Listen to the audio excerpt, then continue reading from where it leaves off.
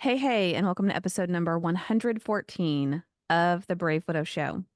Today, we're going to talk about what to do when life feels incredibly overwhelming, when you have hundreds and thousands of to-dos that are staring you right in the face, and how to create a sense of normalcy when everything is falling apart. But first, if you're watching this on video, you have noticed over the last few weeks that things are changing. And so I wanted to share a few life updates with you. Some of you may recall that I shared previously in October, I'm going to be speaking at the National Funeral Directors Association, their international annual conference and expo in New Orleans, which is amazing. I'm going to be able to speak at this conference, and what I am presenting is called Beyond the Service. Now, what do I do? And the whole premise of this presentation came from a funeral home who actually approached me and said, "Hey, we love your content. We love what you're putting out there in the world. And we think more funeral homes need to be exposed to this." Because in many cases, we may have a widow or a widower who comes back to the funeral home the next day, the next week, and they ask, "Well, what am I supposed to do now?" And in many cases, we don't have the answer. So, because of that one conversation and interaction, I have the amazing privilege. I pitched to speak at this convention. Somehow, by the grace of God, they accepted me, and I'm going to be going there to speak to potentially thousands of attendees that are going to be present in New Orleans. So I'm super excited. And I'm doing a modified version of that because several of you have come to me with concerns and frustrations with maybe your church or your employer or your friends and family or people in different support groups who just they don't get it. They don't understand. They don't know how to help you. They don't know how to show up for you, even though you know they want to, even though they may have a heart of gold. They just don't know the best way to support you. And you don't have the mental energy and emotional bandwidth to educate people. So let me do that for you. Over the next few weeks, I'm going to be hosting a version of this presentation that is meant to help educate the people around you or the people in your community on how to best support widows. Our first presentation is actually going to be today. If you're listening live to the podcast, it comes out today, Tuesday, September 10th, and it runs from 11 to 12:30 p.m. Central Time. I will be putting out a replay. It will be available on YouTube, so you can share it.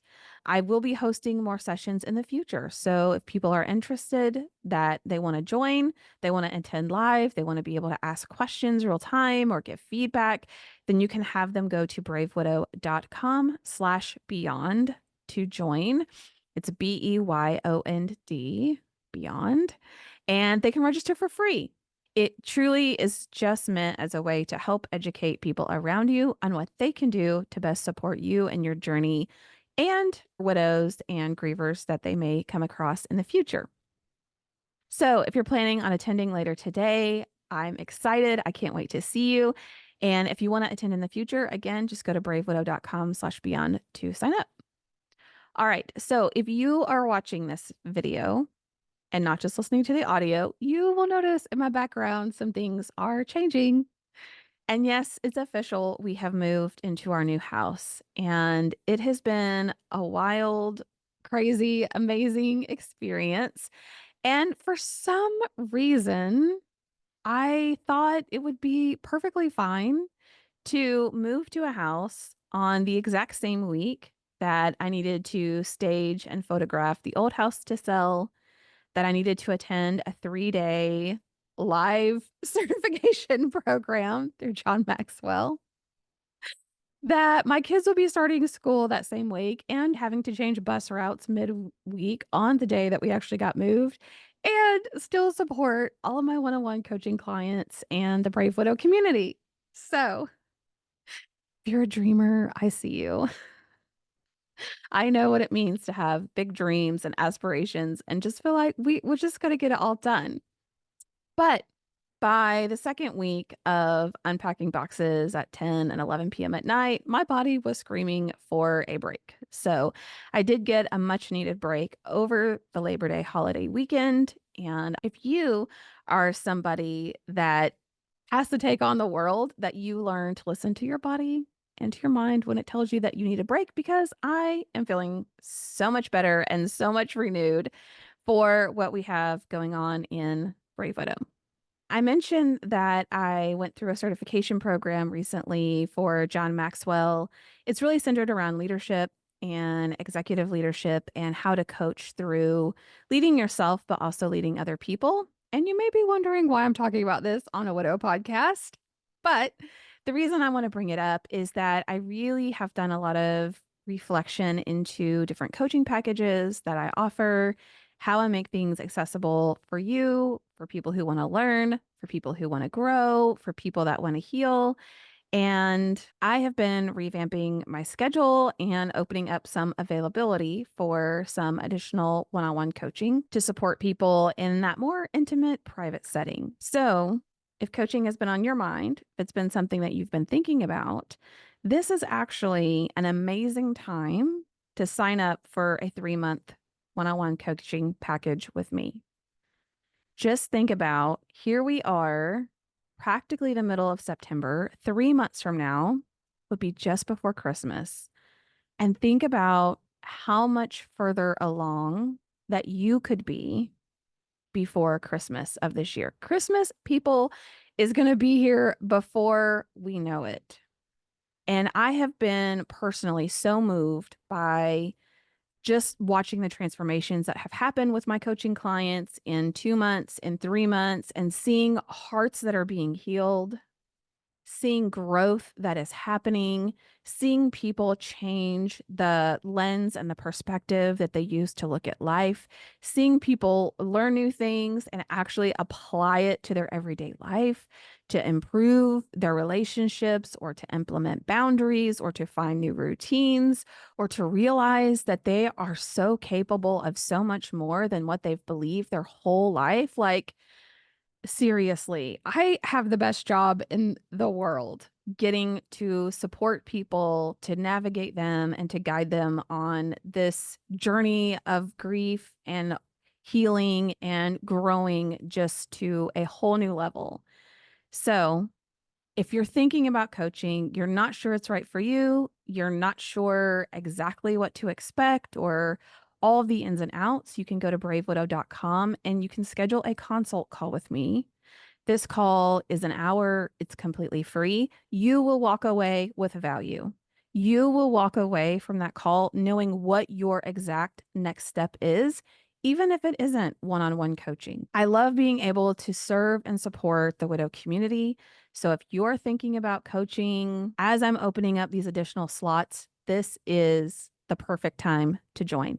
Go to bravewidow.com, schedule a consult call. You're not going to regret it. All right. So this week is week 3 in the Brave Widow Mastermind, and I am walking our masterminders through the different stages of widowhood and the different systems, blueprints, programs, tools, strategies, all the things that I use that has helped me on my journey through grief and to healing, and things that I use with my one on one clients and that has helped other widows in being able to move forward on their journey through grief and beyond grief. So, today I want to talk to you about the first stage of widowhood. And if you're like, what are these stages of widowhood? Well, recently I shared 4 stages of widowhood that I developed based on not only my own experience, but in working with, interviewing, coaching hundreds of other widows, what I've seen in where people come in their journey and how that helps determine what next step they need to take in order to move forward. Now, my disclaimer is that you can be in various stages at the same time based on different areas of your life. What I always look at is what is some of the biggest pain points? What are the challenges? What thoughts are prevalent in your mind? Are you someone who's weighed down with guilt and regret, or you're just really struggling to feel like you're able to get traction and you're able to move forward? And all of those things come together to give me clues as a coach to be able to customize a plan that has helped every one of my clients be able to start moving forward. Now, this isn't to cookie cutter. This isn't to put somebody in a box. This isn't to slap labels on people by any means, but it is a roadmap. It is an indicator of where people are and where they could eventually be on their journey beyond grief. So, I want to talk to you today about the first stage, which is devastation. And I'm not going to go into a lot of details about what that is, what that means, but I want to share with you 5 things that I include as part of my chaos to calm blueprint that I am currently coaching widows and teaching the masterminders in the mastermind group so that you can have a sneak peek into some of the things that we're doing and you can start to explore these on your own journey. So, when we consider someone who's in what I'll call the first stage of widowhood, which is devastation, it is survival mode, it's highly volatile, it can be super emotional, it feels overwhelming. You may be battling some brain fog. Things may be unclear and hazy. And even when you're moving forward, you're healing your heart, you're making new connections, you are trying new things, like you're doing all of the things, there are things that can bubble up in our life that feel like we get pushed right back where we started, where we get pushed back into those thoughts of, this isn't fair. I shouldn't be dealing with this. This is something that he would be dealing with. Why is this happening to me? I feel so overwhelmed. Like it's just a lot of emotions and volatility that can happen whenever we're living in this stage, or even if we've grown beyond that, if something bubbles up and happens and puts us right back in there. So I've identified 5 key things that we can address and we can focus on when we're in this devastation stage. And what I do with the masterminders is a deep dive on each one of these so that we can better understand each of these components of this chaos to calm blueprint and what those steps look like. So, the first key area that I look at when someone's living in this devastation and they're in this survival mode is to help them create some sort of routine. Without a routine, it's very difficult to feel a sense of normalcy. If you have kids that are in school, or if you remember having kids in school, or you remember being in school, you remember you used to look forward to the summer because there would be no routine. Like there would be maybe a minimal routine, or maybe you were working and there was a routine, but sometimes it was nice to feel that you had a break from the daily grind and the routine of getting the kids in school, getting them home, making dinner, and doing other things. But often what happens is in the middle of that lack of a routine, I'll say, that typically we start looking forward to them going back to school. We look forward to getting back into a different routine in this next season of life. We crave something that gives us a sense of normalcy, a sense of what we can have expectations about what the week is going to look like. And so for widows, it's also really important to create their own sense of routine.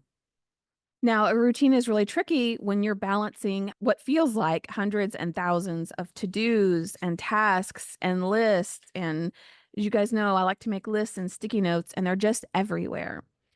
And what becomes really important then is that we become aggressive with taking control of our calendar and using block time to put in the big priorities, or what I call the big rocks of things that we want to make sure are really getting taken care of. I remember shortly after Nathan died that I would find day after day after day just more and more things that needed to be done, whether it was getting paperwork together for the attorney, doing maintenance on the HVAC systems at home, whether it was getting the kids re-enrolled back in school. Like every day, I was adding 5 or 6 to-dos to my list and maybe taking off 1 or 2. And after several weeks of this, I just remember talking to my dad and saying, I feel so discouraged. Like, I love lists. I love putting things on lists. I especially love scratching them off and marking them as done. But I think I will never get out from under this list. Like, I feel so overwhelmed. I don't even want to start doing one thing because I don't see an end in sight. And I remember my dad telling me that you only have to focus on today, what has to be done today. Likely, there are a lot of things on that list that sure they need to be done, but they have different due dates, right? They have different times when those could be completed. So just focus on what you can for today and schedule out the rest. And even though intellectually and logically I knew that was true, that's something I would tell other people to do. Sometimes we need someone else to tell us that and to remind us that there is a way to get out of the what feels like a mess. There is a way to climb out of the pit of all the to-dos and the projects and to actually see those begin to be completed. So, one of the things that we did in the mastermind this week is I had each of our masterminders go through and write down what I call all of their big rocks. Write down all of the projects and the to-dos that maybe you've been putting off or you just can't seem to find time to get those done. These may be projects around the house. It may be things with finances. It may be something that you keep telling yourself you want to do, but for whatever reason, it just doesn't get done. Write all of those down. What I find for me, what I find that's really helpful for me is when I know that I have priorities and tasks and projects that need to get done, I put it on my calendar just like it's a doctor's appointment or just like it's an appointment with someone that I really don't want to cancel, or in my mind, tell myself that I can't cancel. What that allows me to do is it allows my mind to quiet down. I don't worry that I've got all these tasks out there somewhere that need to be done, and I'm not going to remember when I'm going to get them done. I need to remember to call about that thing or check up on this. But in my mind, it's calmer and quieter because it's on a calendar. I know when it's going to get done. The second thing is that it gives me visibility in knowing that if I have to reschedule, if I have to move it, if something comes up, I haven't just lost sight of the fact that it needs to be done. I can see it on my calendar and I can move it over. And then third, it actually blocks my calendar so I can get that done. I will even block my calendar for things like I need to call and make an appointment. Maybe it's a dentist appointment for the kids. Maybe it's for them to go take their driver's test. Whatever it is, just the fact of I need to call someone, I need to send an email, I need to fill out some forms, whatever it is, I put it on my calendar like an appointment so that I know when it's going to be done. I maintain visibility to it, and I actually have the time blocked off to get it done. In the mastermind session this week, we also worked on identifying all of the things that are important to us.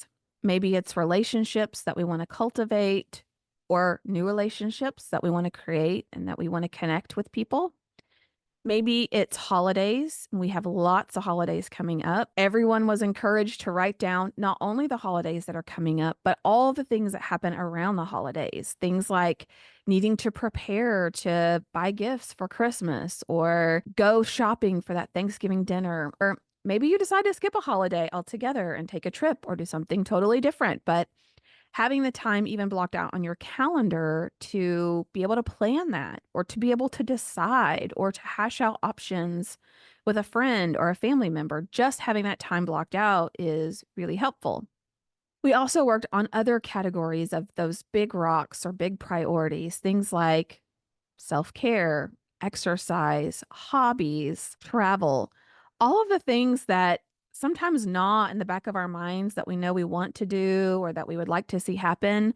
But sometimes we just let time go by and realize we still haven't got around to planning that thing, planning that lunch, planning that trip, getting organized and ready for the trip, all of these things that are important to us sometimes just end up being on the back burner much longer than needed. In the mastermind, we work on identifying our big priorities and our big rocks so that we know what's important to us that we don't want to lose visibility to, so that we can start putting them on our calendar. And then we also take time to create our dream schedule. So, what do you want every hour that you're awake of every day on a typical week to look like? What hours are you spending with friends, at work, at school, volunteering, managing projects around the house, doing hobbies or things that you enjoy? How are you actually spending your time versus how you want to spend your time? We took time, no pun intended, today to walk through and build out the dream schedule of what we want, look at the reality of what is actually happening, and then also look at our calendar the next few months ahead and figure out those big rocks and big priorities so that all of these little sticky notes and to dos can get to done and put on the calendar. So, that's the first area that we look at when we are in devastation is having a sense of routine, having a sense that we have things that are organized and planned out. We don't expect to get everything done right away, but we have a plan for when it will be done and a way, tools and a way for us to actually plug it in and get it done. Okay, the second key area that we look at when someone is in this devastation phase, they're in survival mode, is I look at what they're focused on with from a self-care aspect. Now, self-care can mean a lot of different things. So I'm going to use this term very loosely. But essentially, the easiest way I think about self care is what are the things that fill your cup back up? What are the things that help you feel renewed, refreshed, re energized, ready to tackle that next day? Those are the things that would fall in the self care bucket. A lot of times people think, oh, that's a massage. It's getting my nails done. It's being pampered. Yes, it can be those things, especially if those things are meaningful to you and they've been part of your experience in life in your self-care. It also could just be the luxury of reading a book, going to the movies, engaging in a hobby, learning something new, traveling, or going to a place that you've always wanted to go. Self care really can be a lot of different things. And what I tend to experience and what I tend to notice other widows experience is that when we don't make the time to plug in things and priorities for us that help us feel refreshed and renewed and re-energized, then we quickly can become irritable, bitter, cynical, and resentful. I see a lot of this with widows and women because for whatever reason, we tend to have a lot of shoulds that live in our mind and a lot of shoulds that tell us, well, we should put other people first, or my kids should come first, or those are my siblings. I should do something for them, or I should be there for other people. And we tend to think like I should do and do and do and do and do for other people before I focus on myself because that's just selfish, or other things are more important than me. One of my coaching clients, she's not the only one, but one of them, one of her struggles is finding time to exercise, finding time to just do meditation and deep breathing. And her challenge is that everything else feels more important. The laundry feels more important. Putting away the groceries feels more important. It feels lazy or selfish for her to do things that are for her. But when we don't do these things that help us feel refreshed, energized, meaningful, then we don't show up as our best selves for other people. And so there are times I would tell my kids, especially in those days of grieving, like, hey, I'm going to go lay down for an hour. I just need some mom time. If you want me to be a whole, like, functioning adult, I need some time to myself. Otherwise, I'm going to be a little bit irritable and cranky, and then nobody's going to be having a good time. And as long as that communication's there, I never had any issues with needing a little break, or finding some time for myself. So if you're feeling burnt out, you're feeling overwhelmed, you're feeling stressed, number one, look at your routine, look at what projects and to-dos and tasks you have that just need to be organized and scheduled. And number two, look at where you are with self-care and in doing things that reinvigorate you and refresh you. All right, the third area that we look at when someone is in this devastation survival mode is just simply categorized as help. So what help and resources does a widow have with managing life and day-to-day tasks, with having a board of advisors or a pool of people to ask, like, hey, my roof is leaking, who should I call? Hey, this estimate came in at this amount. Is that a good amount? Someone asked, how often are my tires on my car supposed to be rotated? Like, I didn't think about any of that before. And so widows just really need a strong support system of help, not only just like living day-to-day life, getting groceries, taking care of things, maybe having someone to help watch the kids, but also help from a decision-making process, a mentoring process, someone who's there for them, who's just going to sit in the mud and the sadness with them. Having those resources and having a sense that there is help around you when you need it is the third area that I look at. This is typically an area as widows that we have to proactively build.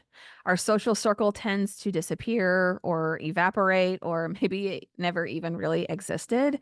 So these are connections that we have to form, relationships that need to be developed. And ideally, those things come together before we need the help. But if not, there are ways we have of navigating that. All right, number four, the fourth area that I look at when someone is in this devastation and survival mode is emotional healing. So emotional healing can come in many ways. This might be counseling, it could be coaching, it could be support groups, it could be like a widow camp or a widow type event.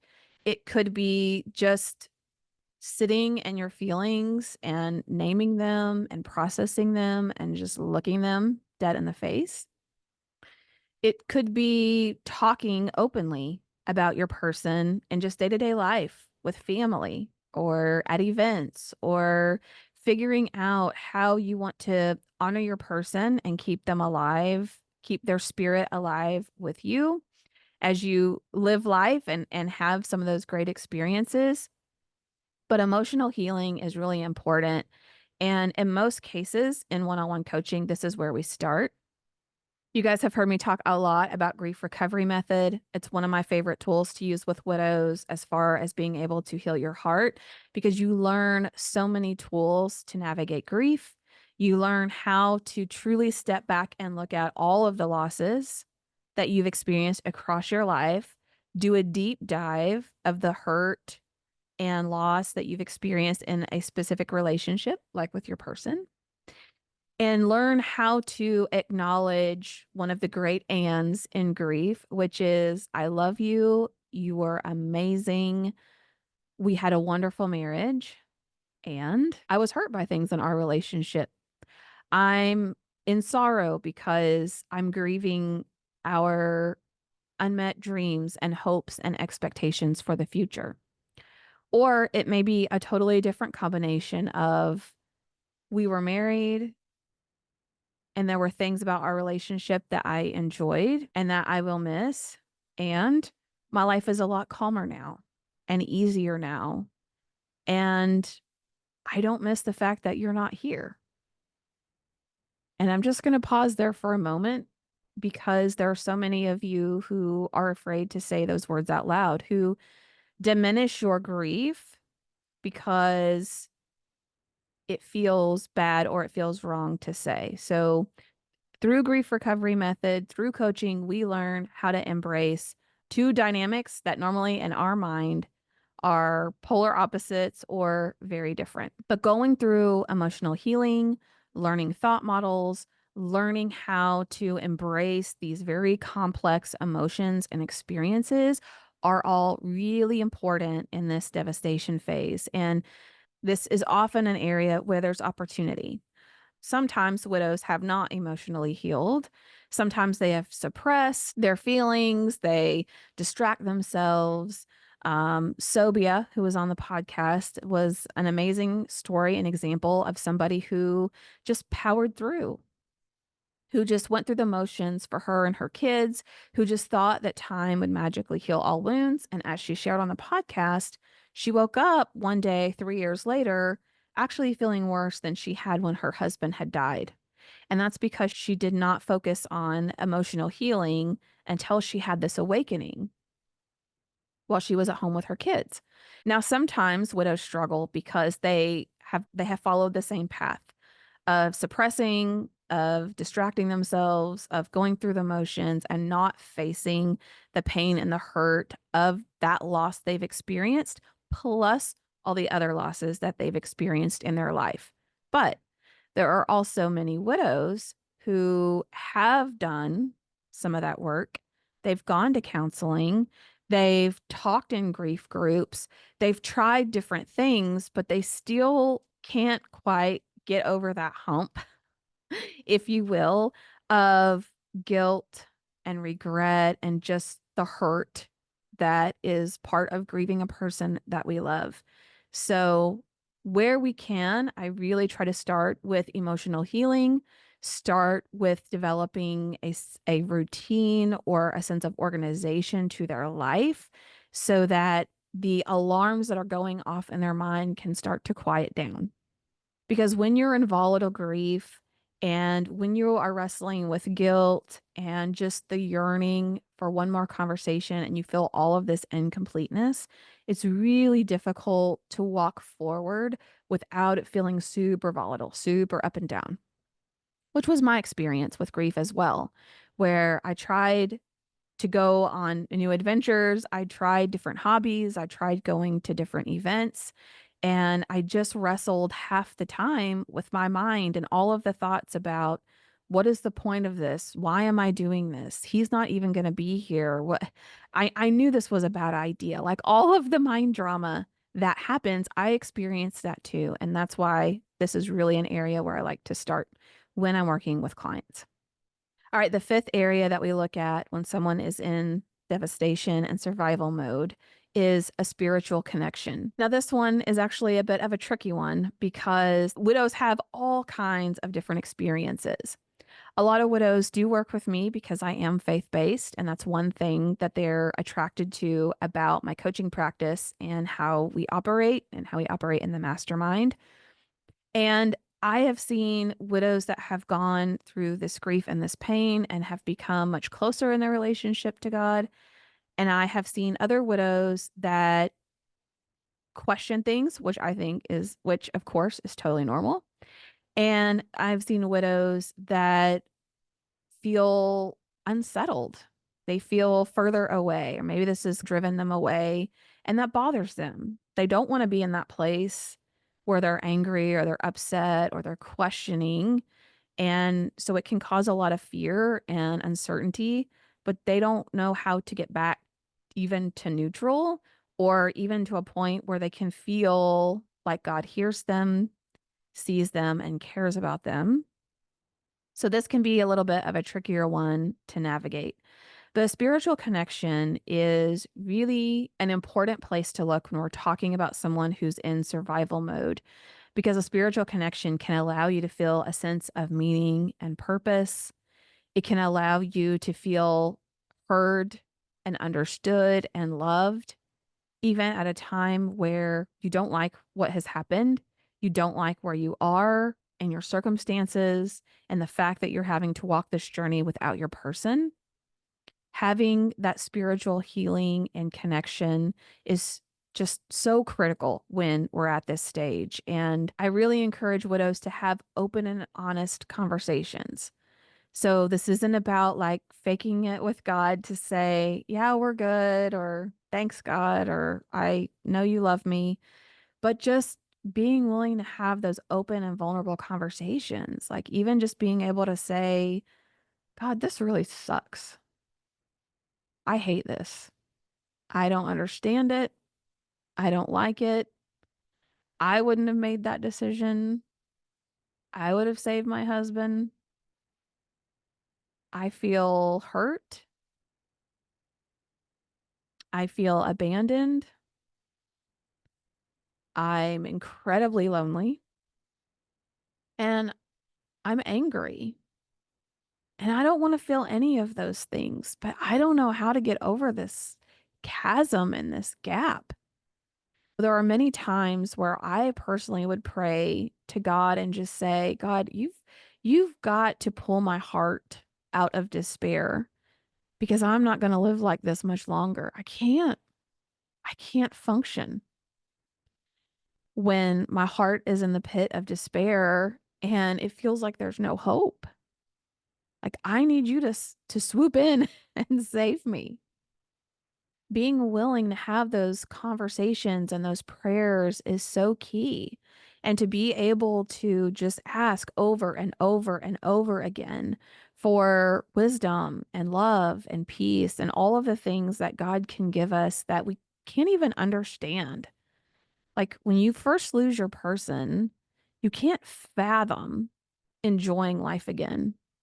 You can't even imagine what it must be like to be able to laugh and it feels real, to be able to go out and have fun and come home and not feel depressed all over again because you're getting in bed by yourself. In those early days, weeks, months, like you can't even imagine it. And so you really want that spiritual connection and that ability to ask for those things and to keep asking until you receive them and to have those open conversations so that you can be pulled into a sense of meaning, a sense of connection, so that you can see opportunities and blessings that are coming your way that feel so far away. So, to recap, as part of the Chaos to Calm blueprint, which helps us get out of devastation and out of survival mode. Number one, we create a routine. Two, we incorporate self-care and the priorities of things that are important to us. Number three, we build a support system of help and resources. Number four, we process emotional healing.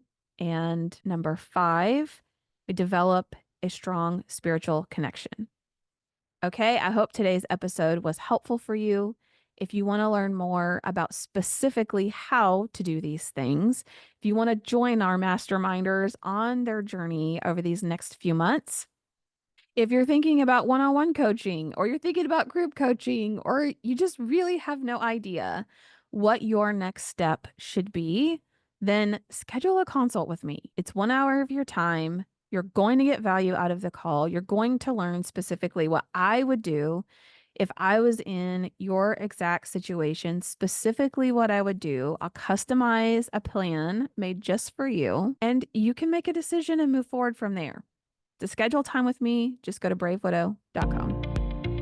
If you're a widow struggling to move forward and you want clarity and direction on your exact next steps, the Brave Widow Mastermind is the perfect program for you. In the Brave Widow Mastermind, you are going to move from stress and chaos to routine and calm. You'll build confidence in yourself and your decision making, gain clarity and direction to get unstuck, and track your progress to see the results for yourself. Go to bravewidow.com to join the mastermind or learn more.